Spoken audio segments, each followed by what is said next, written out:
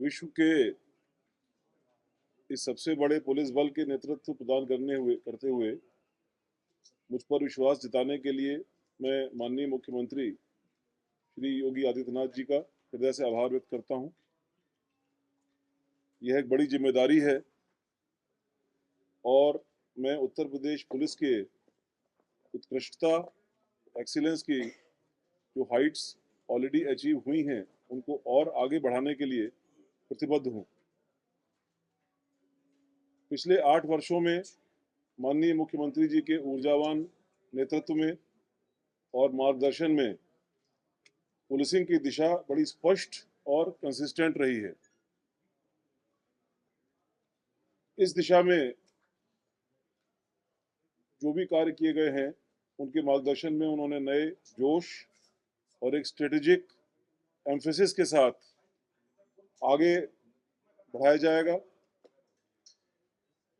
विशेष रूप से मैं कुछ बिंदु आपको आपके साथ और आपके माध्यम से नागरिकों के साथ शेयर करना चाहता हूं, अपने पुलिस बल के साथ शेयर करना चाहता हूं, जो हमारी गोइंग फॉरवर्ड हमारी प्रायोरिटीज रहेंगी और उन प्रायोरिटीज के तहत हम लोग कार्य करेंगे।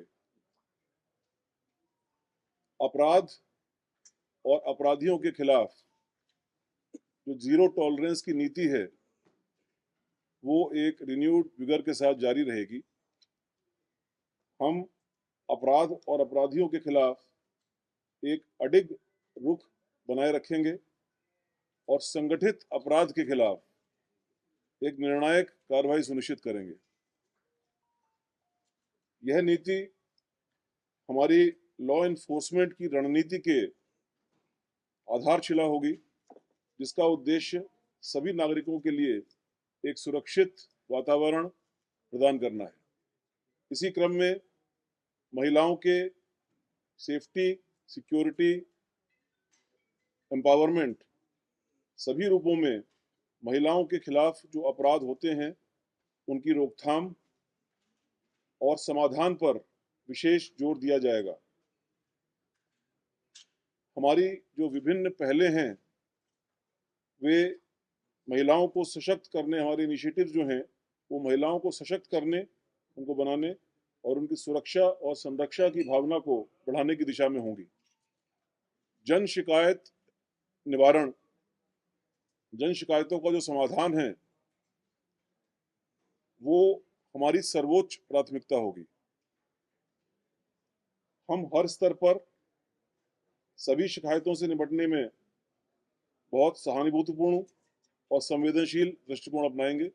इसके लिए मैं जल्दी ही एक अधिकारियों के साथ वीसी भी करूंगा, जो प्रदेश सरकार की आईजीआरएस और जन सुनवाई के पोर्टल्स हैं, उनको पुलिस महकमे में कैसे और बेहतर बनाया जाए, कैसे उसका बेहतर उपयोग किया जाए, कैसे हमारी जन शिकायतों के विषय में एसओपीज जो बनी हुई हैं, उनको और प्रभावी बनाया जाए। इस दिशा में मैं बहुत जल्द कार्रवाई करूंगा और यह सुनिश्चित करा जाएगा कि नागरिकों की आवाज़ सुनी जाए और उनका समाधान किया जाए।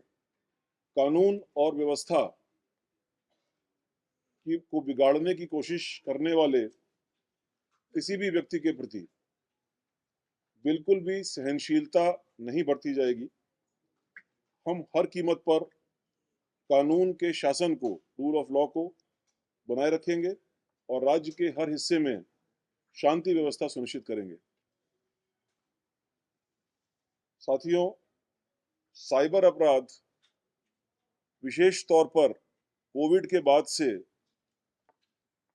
एक वृहद रूप में सामने आया है, क्योंकि डिजिटल एज में साइबर की उपयोगिता या साइबर का उपयोग जीवन शैली का एक हिस्सा बन गया है। आप लोग भी पिछले 5-6 सालों में, जब से ये कोविड के महामारी आई थी, उसके पहले आम जीवन में डिजिटल टेक्नोलॉजी का उपयोग का प्रतिशत और उसके बाद डिजिटल टेक्नोलॉजी के उपयोग का प्रतिशत प्रत्येक व्यक्ति जानता है और उसी क्रम में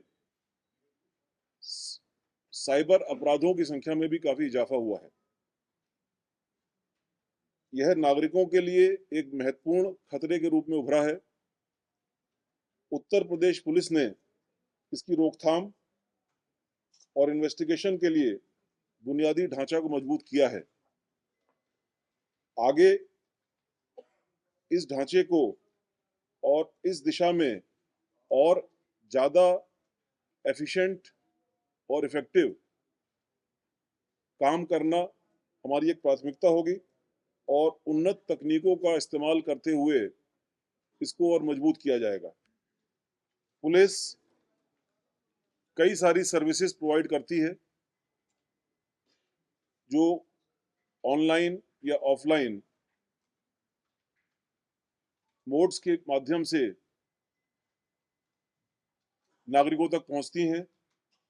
उत्तर प्रदेश पुलिस द्वारा दी जाने वाली पुलिस सेवाओं के दायरों और वितरण में और सुधार किया जाएगा। हम सुनिश्चित करेंगे कि हमारी सेवाएं नागरिकों की ज़रूरत के हिसाब से सुलभ हों और कुशल हों। हम जानते हैं कि उत्तर प्रदेश पुलिस विश्व का सबसे बड़ा पुलिस फोर्स है और बहुत बड़ा पुलिस परिवार है। पुलिस कल्याण पर मेरा विशेष ध्यान रहेगा। हमारे कर्मियों के काम को प्रभावित करने वाली प्रशासनिक और कल्याणकारी मुद्दों पर विशेष जोर दिया जाएगा। हम पुलिस कल्याण को प्राथमिकता देंगे और यह सुनिश्चित करते हुए कि हमारे कर्मी अपने कार्यों को करने में, अपने कार्यों को संपादित करने में मोटिवेटेड रहें, पुलिस कल्याण पर एक बुनियादी ध्यान दिया जाएगा।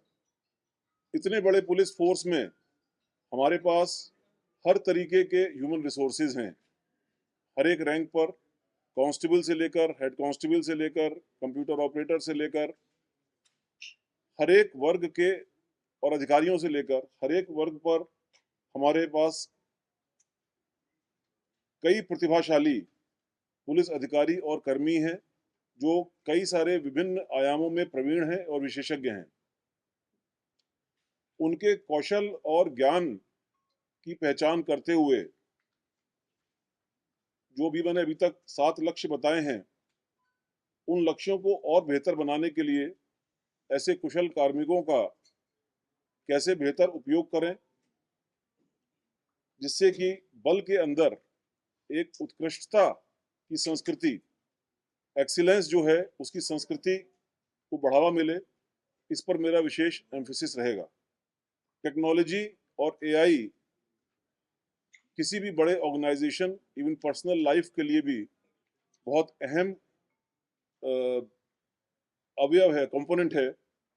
हमारे जो संचालन की दक्षता है, यानी एफिशिएंसी, हमारे काम करने की जो एफिशिएंसी है और जो प्रभावशीलता है यानी इफेक्टिवनेस है, उसको बढ़ाने के लिए हम टेक्नोलॉजी का और विशेष रूप से आर्टिफिशियल इंटेलिजेंस का व्यापक उपयोग करेंगे। इस दिशा में मैंने ऑलरेडी कई जगह पर काम किया है।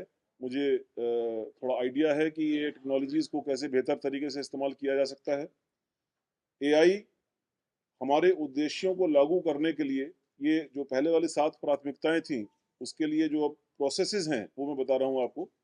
ये एक तो प्रतिभा और विशेषज्ञता का उपयोग हमारे जो फोर्स है उसमें किया जाएगा, और जो एआई और टेक्नोलॉजी है इसको उपरोक्त उद्देश्यों की पूर्ति के लिए एआई एक गेम चेंजर साबित होगा, ऐसा मेरा विश्वास है। और हम अपने सभी संसाधनों का एक बहुत ऑप्टिमाइज्ड ढंग से उपयोग कर पाएंगे। लास्ट में जो प्रशिक्षण है, ट्रेनिंग, वो एक बहुत ही महत्वपूर्ण कंपोनेंट है। कार्य की अधिकता के कारण हमारे पुलिसकर्मी उपयुक्त और समय से प्रशिक्षण प्राप्त करने से, खासतौर से इन सर्विस प्रशिक्षण प्राप्त करने से वंचित रह जाते हैं। मेरा विश्वास है कि निरंतर प्रशिक्षण ही एकमात्र आधार है जिस पर किसी भी संगठन की गुणवत्ता निर्भर करती है, उसमें सुधार होता है। दिन प्रतिदिन की चुनौतियों का सामना करने में इस महत्वपूर्ण पहलू को अक्सर उचित महत्व नहीं मिलता है। मेरा प्रयास होगा कि सेवाकालीन प्रशिक्षण यानी इन सर्विस ट्रेनिंग इसको उच्च प्राथमिकता मिले ताकि उपरोक्त सभी लक्ष्यों की पूर्ति की जा सके। ये 10 बिंदु मैंने आपको गिनाए। ये 10 बिंदु मुझे विश्वास है कि उत्तर प्रदेश पुलिस के लिए एक प्रकाश स्तंभ का कार्य करेंगे। They will act like a light house. और मुझे विश्वास है कि बल के सभी सदस्य इनमें प्रत्येक को प्राप्त करने के लिए अपना सर्वश्रेष्ठ योगदान देंगे।